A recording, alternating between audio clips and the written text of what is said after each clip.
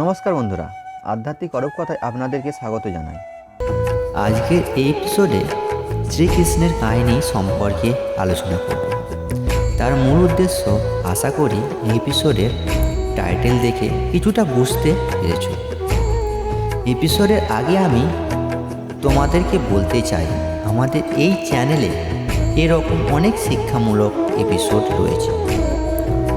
এই এপিসোডটি দেখার পর আপনাদেরকে কেমন লেগেছে অতি অবশ্যই কমেন্টে লিখে জানাবেন।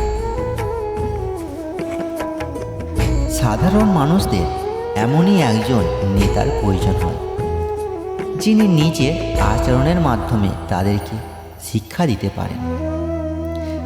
যে নেতা নিজেই ধূমপানের প্রতি আসক্ত, তিনি জনসাধারণকে ধূমপান থেকে বিরত হতে শিক্ষা দিতে পারে না। শ্রী চৈতন্য মহাপ্রভু বলেছেন, শিক্ষা দেওয়া শুরু করার আগে থেকেই শিক্ষকের সঠিকভাবে আচরণ করা উচিত।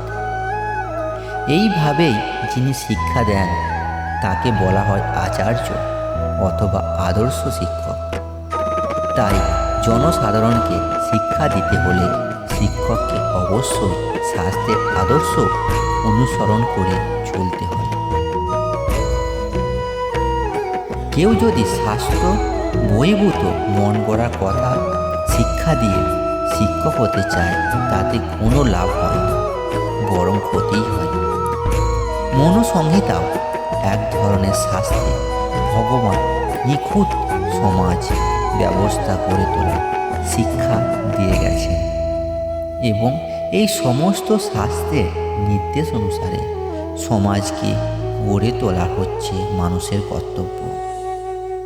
এইভাবেই নেতাদেরকে শিক্ষা এক ধরনের আদর্শ শাস্ত্র অনুযায়ী হওয়া উচিত।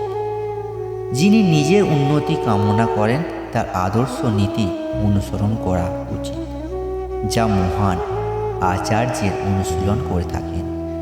শ্রীমদ্ ভগবতেও বলা হয়েছে, পূর্বতম মহাজনদের পদাঙ্গ অনুসরণ করে জীবনযাপন করা উচিত, তাহলেও পারমার্থিক জীবন উন্নতি লাভ করে। যা